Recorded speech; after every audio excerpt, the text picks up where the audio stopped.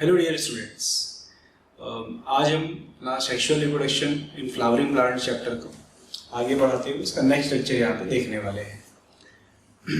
Last lecture में या पिछले लेक्चर में हमने कैसे एक माइक्रोस्पोर डेवलप करके पॉलन ग्रेन बन जाता है वो देखा था। ठीक है, आज उसी पॉलन ग्रेन के ऊपर कुछ डिस्कशन करेंगे। ठीक है, तो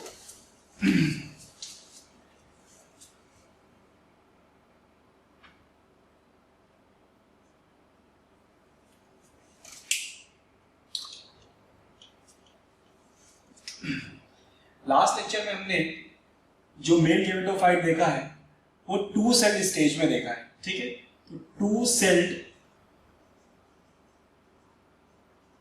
स्टेज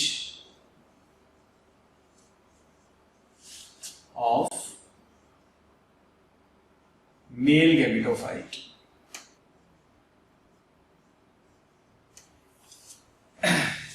तो कौन कौन से 2 सेल थे उस स्टेज में? Yes, a bigger cell which was vegetative cell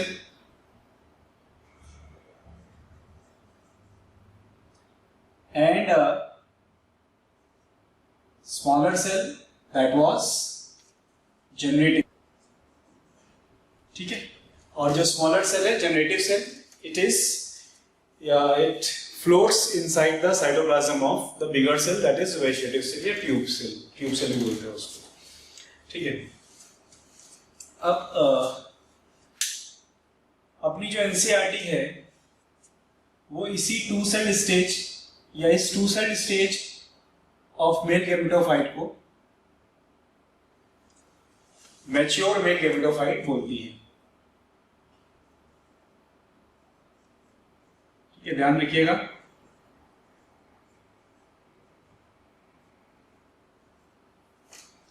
according to NCERT 2 cell stage में जो अपना पॉलन ग्रेन होता है जब, तो उसको ही मैच्योर मेल गेमेटोफाइट रिगार्ड किया जाता है अकॉर्डिंग टू NCERT। बाकी रेफरेंस बुक आप देखेंगे तो उसमें आपको ये कहीं कहीं पे इमैच्योर मेल गेमेटोफाइट कहलाएगा 2 सेल स्टेज में। ठीक है, इसके बाद जो अपने 60% एंजियोस्पर्मिक प्लांट्स हैं। ठीक, तो 60% एंजियोस्पर्मिक प्लांट्स में क्या होता है कि जो पॉलन ग्रेन है वो इसी 2 सेल स्टेज में एंथर के बाहर फेंक दिया जाता है। ठीक है, तो इन 60% angiospermic plants pollen grain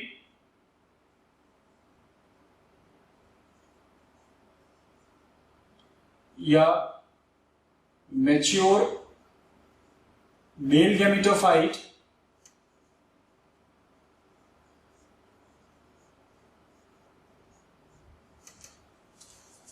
is shed at this stage। ठीक है, तो इसी स्टेज पे उसको शेड कर दिया जाता है। ठीक है, और बाकी की डेवलपमेंट वो करेगा कहां पे? Over the stigma of the female reproductive organ. ठीक है,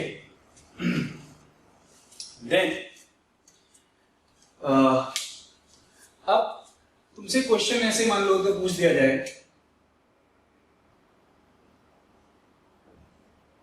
how will male gametes will be formed in pollen grain।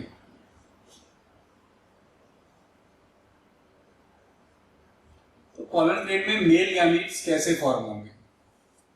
ठीक है, तो ये क्वेश्चन है। अब इसका जो आंसर है वो काफी इंटरेस्टिंग है। देखो किस तरह से कि या सबसे पहले सिंपल आंसर कर देते हैं क्या कि भाई it is formed by the division of generative cell. ठीक है, तो क्या होता है, ये जनरेटिव सेल प्रेजेंट है पॉलन ग्रेन में, generative cell of pollen grain undergoes mitosis and two non-motile male gametes are formed.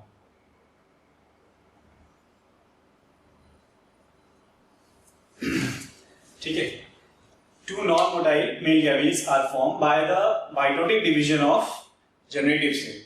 ठीक है, तो इस तरह से मेल गैमीट्स बनते हैं इन पॉलन ग्रेन। अब देखो इसके ना दो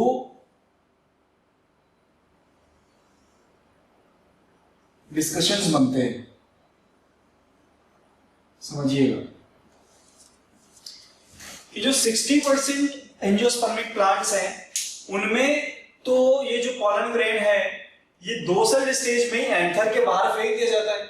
तो 100% ये है कि इसमें जो 2 सेल हैं, एक वेजिटेटिव और एक जनरेटिव सेल है, तो इनका जो जनरेटिव सेल है वो एंथर के अंदर तो अभी डिवाइड नहीं किया क्योंकि एंथर में उसके डिवीजन से पहले उसको बाहर निकाल दिया है ना। अब ये कहाँ डिवाइड करेगा जनरेटिव सेल, हवा में करेगा, पानी में करेगा, मिट्टी में करेगा, किधर करेगा? तो नहीं, ये अब डिवाइड करेगा कब, जब ये पॉलन ग्रेन किसी भी माध्यम से, किसी भी मीडियम से अगर पहुंचे स्टिग्मा के ऊपर। Stigma means female reproductive part का एक वन ऑफ द स्ट्रक्चर। ठीक है, तो जब ये इसके ऊपर पहुंचेगा स्टिग्मा के ऊपर तो वहीं पर इसका डिवीजन होगा। ठीक, क्लियर? और जो बचे 40% प्लांट्स, ठीक है, बचे 40% प्लांट हैं, उन 40% प्लांट में क्या होगा कि ये जो पॉलन ग्रेन है इसका जनरेटिव सेल एंथर के अंदर, पॉलन सैक के अंदर ही it will divide and produce 2 male gametes. ठीक है, उसके 2 मेल गैमीट एंथर के अंदर, पॉलन सैक के अंदर ही बन जाएंगे। ठीक है, और अब इसमें क्या बन जाए, क्या होगा, अगर इस वाले 40% वालों की बात करूं तो अब जब वो एंथर में जनरेटिव सेल डिवाइड करके 2 मेल गैमीट्स बना चुका है तो अब उसमें 2 मेल गैमीट सेल हैं और एक वेजिटेटिव सेल है, यानी अब कितने सेल हो गए टोटल? 3 cell stage. और 3 सेल स्टेज में आने के बाद जो रेस्ट 40% प्लांट्स हैं वो अपने पॉलन ग्रेन को रिलीज करते हैं। तो pollen grain is released at 2 cell stage also and 3 cell stage also. 2 cell stage more common है, 60% प्लांट्स में देखी जाती है कि उसमें रिलीज हो जाता है पॉलन ग्रेन, और 3 सेल स्टेज जो है वो लीस्ट कॉमन है। सिर्फ 40% प्लांट ऐसे हैं जो 3 सेल स्टेज बनाने के बाद ही पॉलन ग्रेन को शेड करते हैं। ठीक है, एंजियोस्पर्मिक प्लांट्स की बात कर रहा हूं। ठीक, तो देखिए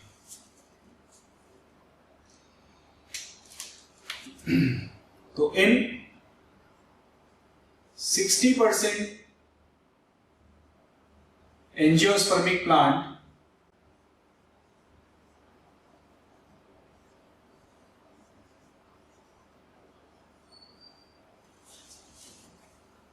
जनरेटिव सेल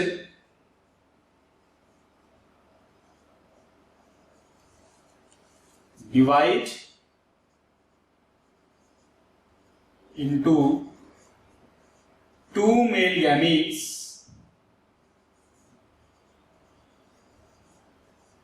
over stigma। ठीक है, as the pollen grain, PG means pollen grain, is released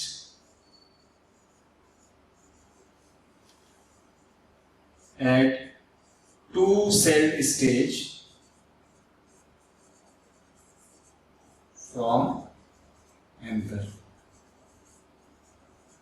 तो क्योंकि एंथर से पॉलन ग्रेन 2 सेल स्टेज में रिलीज हो जाते हैं, इसलिए अब उसका जनरेटिव सेल जो वो डिवाइड करेगा 2 मेल गैमीट्स में, कहां पर? स्टिग्मा के ऊपर पहुंचने पर।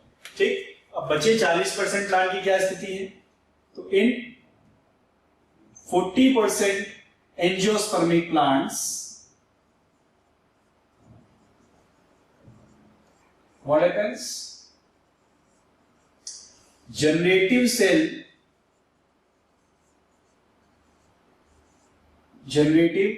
cell divides into two male gamete, ठीक है, टू मेल गैमीट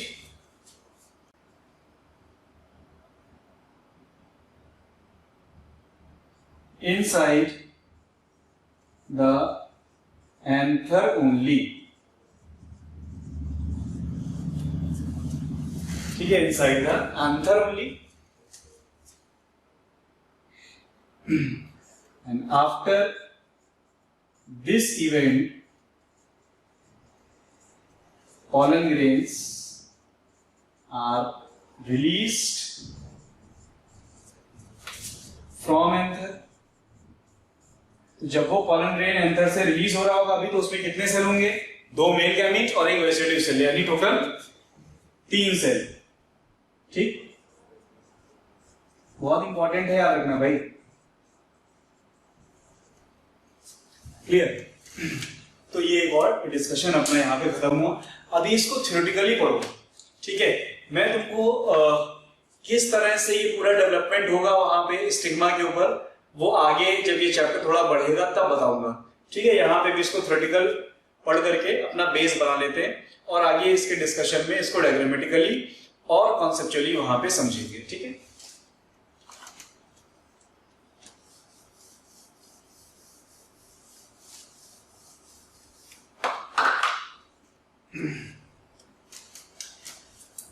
तो अब हम डिस्कस करेंगे कुछ questions over male gametophyte. Male gametophyte के ऊपर कुछ क्वेश्चंस हम डिस्कस करने वाले हैं। मैं क्वेश्चन लिख लेता हूं।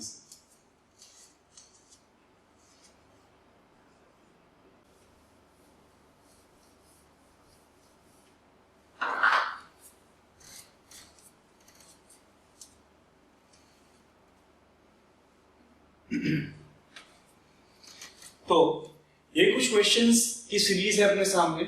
इन क्वेश्चंस को हम पहले डिस्कस करते हैं, ठीक है, कोशिश करते हैं समझने। सबसे पहला क्वेश्चन कह रहा है आपसे, which type of development is seen in microspore when they convert into pollen grain।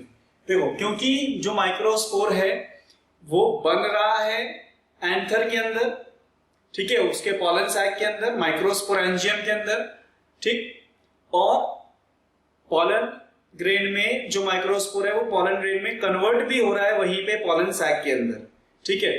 तो इस वजह से इस डेवलपमेंट को हम लोग टर्म करते हैं, क्योंकि ये पूरा डेवलपमेंट एंथर के पॉलन सैक के अंदर ही हो रहा है, ठीक, तो इसे हम लोग टर्म करते हैं प्रीकोकियस development.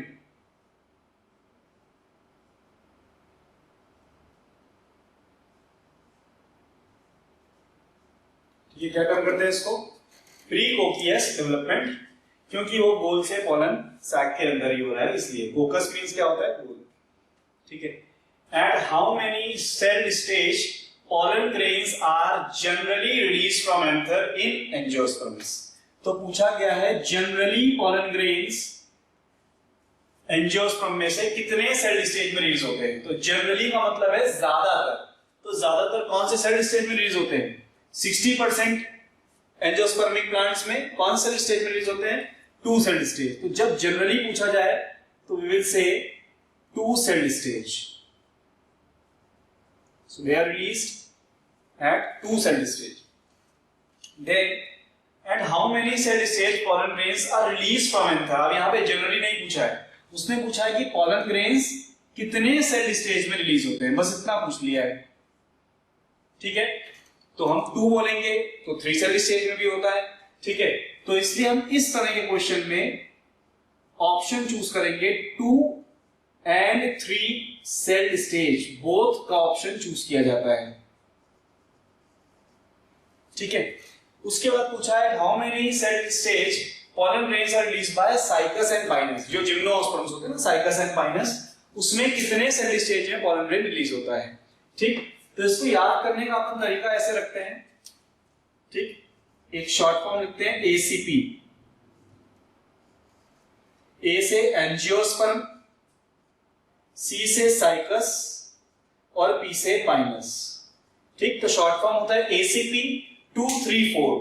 ACP234.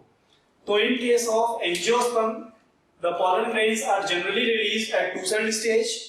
In case of cycas, the pollen grains are released at 3-cell stage and pinus में 4-cell stage में वो रिलीज होता है. क्लियर? तो ये याद करने का एक तरीका है. Most one of the frequently asked question है, इसलिए मैंने यहाँ पे आपको इसको बता दिया. क्लियर? चलिए अब कुछ और क्वेश्चंस देखते हैं.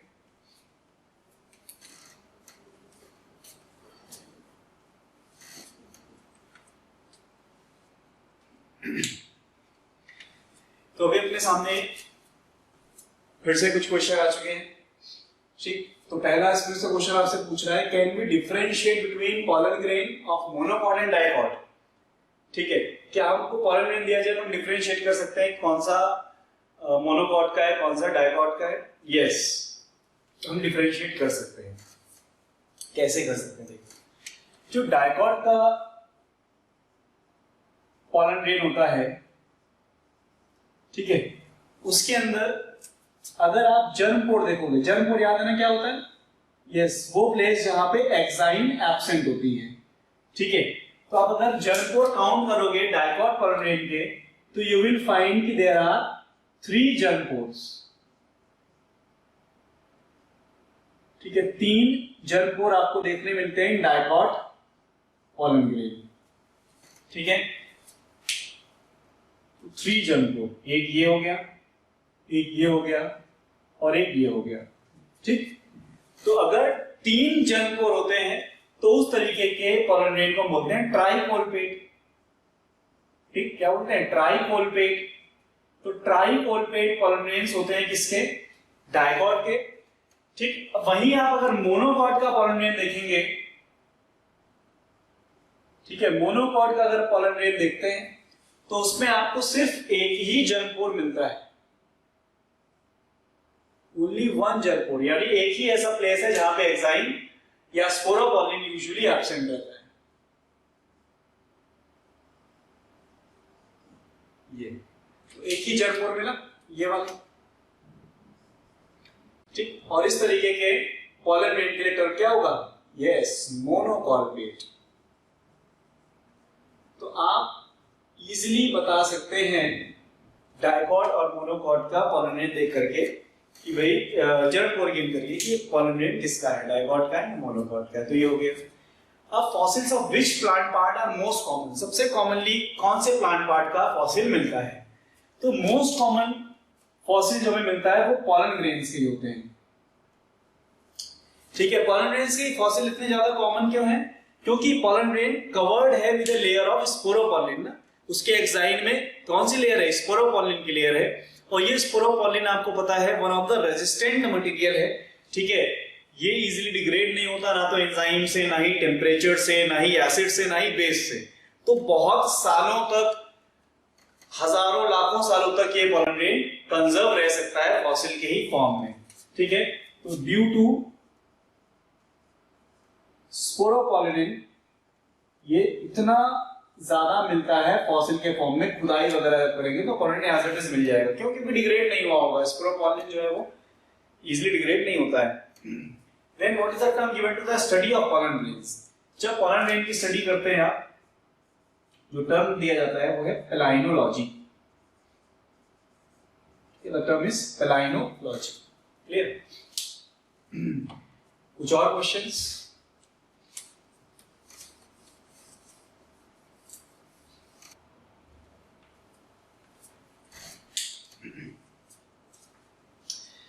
तो अब हमारे सामने फिर से कुछ क्वेश्चंस हैं.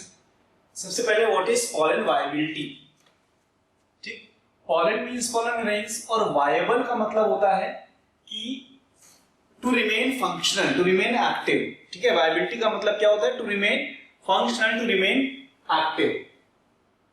वायबल टर्म की कब यूज करते हैं? जब कोई चीज एक्टिव हो, ठीक है, या functional.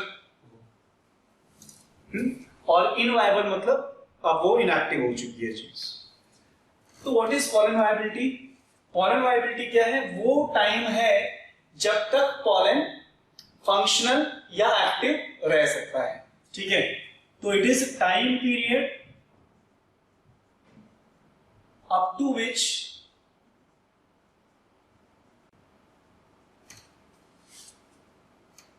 a pollen grain may remain functional, ठीक है, after it's release from anther. तो एंथर से रिलीज हो जाने के कितने देर तक वो फंक्शनल रह सकता है, ये ही उसकी पॉलन वायबिलिटी कहलाती है। ठीक है, अब कुछ केसेस में जो पॉलन वायबिलिटी है वो 30 मिनट्स की होती है, कुछ केसेस में जो पॉलन वायबिलिटी है वो एक दिन की होती है, कुछ प्लांट ऐसे हैं जिनमें पॉलन वायबिलिटी जो है वो महीनों तक चलती है। ठीक, रोजेसी वगैरह फैमिली के जो प्लांट है उनमें पॉलन वायबिलिटी काफी लंबी लंबी रहती है। ठीक, then can we use pollen grain for some products to produce some products? Yes, हम यूज कर सकते हैं, क्योंकि देखो सबसे पहले जो पॉलन रेन है it is a rich source of carbohydrates, fats and proteins. तो ये कार्बोहाइड्रेट का, फैट का, प्रोटीन का, तीनों का अच्छा सोर्स है। ठीक है, तो जो पॉलन ग्रेन है ये पॉलन टैबलेट्स के फॉर्म में इस्तेमाल कर सकते हैं, इससे आप टैबलेट्स बना लीजिए एनर्जी की। ठीक है, सिरप बना लो एनर्जी का। ठीक, तो इन टैबलेट्स और सिरप को फिर एथलीट्स जो है वो अपनी परफॉर्मेंस इनहैंस करने के लिए, भाई दौड़ रहे एनर्जी चाहिए तो एथलीट इस्तेमाल कर सकता है। ठीक है, घोड़े हैं उनको रेस के टाइम पे दे सकते हैं आप। तो इस तरह से आप पॉलन ग्रेन से प्रोडक्ट्स बना सकते हैं। ठीक है, can pollen grains cause allergy? Yes, अगर हम पॉलन ग्रेन्स को बहुत लार्ज नंबर्स में इनहेल कर लेंगे, ठीक है, तो उससे एलर्जी हो सकती है। क्या होता है, देखो कई सारे ऐसे प्लांट्स हैं ना जो एयर से पॉलिनेट होते हैं, यानी हवा में वो पॉलन ग्रेन को रिलीज करते हैं। ठीक है, और फिर वो हवा में उड़ते हुए पॉलन ग्रेन्स अपनी फीमेल फ्लावर्स के पास या फीमेल रिप्रोडक्टिव पार्ट्स के पास पहुंच जाते हैं, जहां उनको जर्मिनेट करना है, मतलब आगे मेल गैमेट्स वगैरह बनाने हैं। तो ऐसे प्लांट जो विंड से पॉलिनेटेड होते हैं, जो विंड से पॉलिनेट होते हैं, जिनके पॉलन ग्रेन्स हवा में छोड़े जाते हैं, तो वो एक एक प्लांट आप ये समझो लाखों, 10 लाखों और करोड़ों में जाकर के एक एक प्लांट जो है वो पॉलन ग्रेन रिलीज करता है, इतने ज्यादा नंबर्स में। ठीक है, एक प्लांट रिलीज कर रहा है पॉलन ग्रेन हवा में एक साथ। ठीक है, तो जब इतने पॉलन ग्रेन हवा में एक साथ रिलीज होंगे और कोई ह्यूमन बीइंग उसके आसपास होगा, वो एकदम से उसको इनहेल करेगा, उस हवा को इनहेल करेगा जिसमें खूब सारे पॉलन ग्रेन उसके रेस्पिरेटरी ट्रैक्ट में जाएंगे, तो 100% है वो रेस्पिरेटरी ट्रैक्ट में एलर्जी कॉज कर सकते हैं। ठीक है, तो होती है एलर्जी। तो it is usually caused by inhaling pollen grains.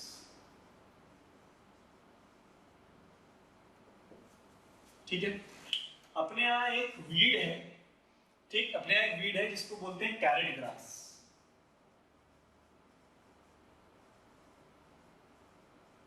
ठीक, कैरेट ग्रास या इसको बोलते हैं पार्थेनियम। ये प्लांट से पॉलन ग्रेन से एलर्जी बहुत कॉमनली हो जाती है।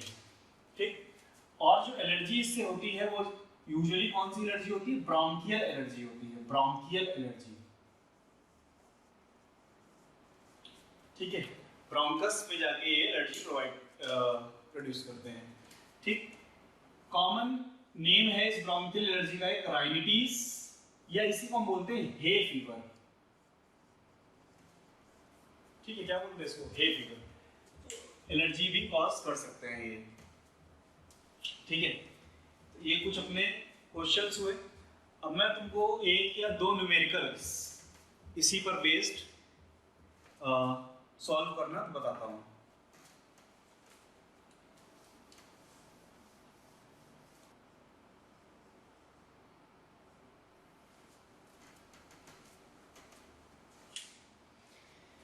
तो चलिए पहले ये दो क्वेश्चंस को सॉल्व करते हैं। पहला क्वेश्चन आपसे बोल रहा है हाउ मेनी मियोटिक, मियोटिक का मतलब मियोसिस, ठीक है, एंड माइटोटिक, माइटोटिक का मतलब माइटोसिस। तो how many meiotic and mitotic divisions are required to produce 100 mature male gametophyte from microspore mother cell, ठीक है। मैच्योर मेल गैमेटोफाइट का मतलब हो गया 2 सेल्ड स्टेज। तो 2 सेल्ड स्टेज तक आने के लिए एक माइक्रोस्पोर मदर सेल से कितने मियोसिस और कितने माइटोसिस लगते हैं बताइए। देखो, तो एक माइक्रोस्पोर मदर सेल है अपने पास, ये एक माइक्रोस्पोर मदर सेल बनाता है क्या, 4 माइक्रोस्पोर, ठीक है। 4 माइक्रोस्पोर बनाने के लिए इसको लगता है क्या, 1 मियोसिस। यस, अब हर एक माइक्रोस्पोर में याद रखिएगा, हर एक माइक्रोस्पोर में एक माइटोसिस होता है और 2 सेल बनते हैं ना, वेजिटेटिव एंड क्या, वेजिटेटिव एंड जनरेटिव सेल, ठीक। हर एक माइक्रोस्पोर में एक माइटोसिस होगा और वेजिटेटिव और जनरेटिव सेल बनता है। तो 4 माइक्रोस्पोर हैं, तो एक माइक्रोस्पोर में 1 माइटोसिस होगा, ठीक है, और बनेगा मैच्योर मेल गैमेटोफाइट, यानी 2 सेल स्टेज है ना।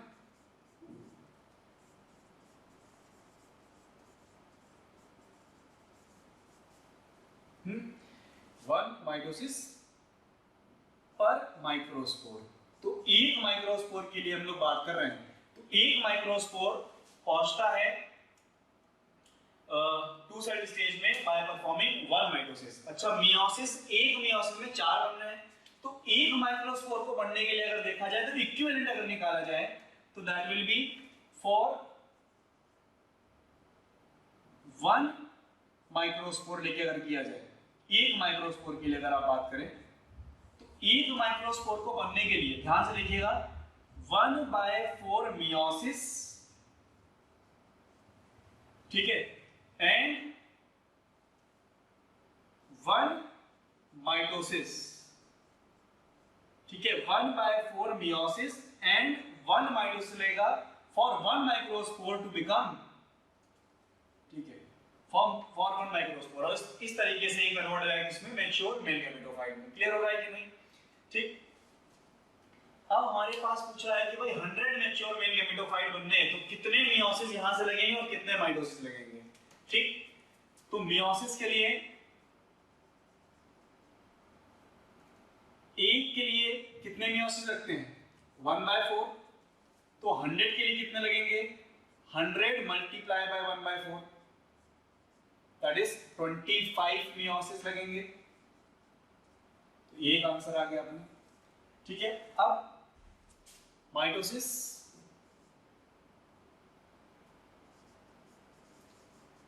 एक के लिए एक ही लगता है ना माइटोसिस, तो yes the answer will be 100 mitosis, 100 के लिए 100 लगेंगे, तो answer is 100 mitosis and 25 meiosis, ठीक है। इसको आप एक बार फिर से गो थ्रू करना, कोई भी प्रॉब्लम रहेगी आप व्हाट्सएप पे या कैसे भी कॉल करके आप पूछिएगा मेरे से, ठीक है। अब नेक्स्ट क्वेश्चन आ रहा है। नेक्स्ट क्वेश्चन ये बोल रहा है how many mitotic and meiotic divisions are required to produce 100 male gamete. अब मेल गैमेट कैसे बनता है भाई, माइक्रोस्पोर में एक माइटोसिस हुआ तो वेजिटेटिव और जनरेटिव सेल बन गया ना, ठीक।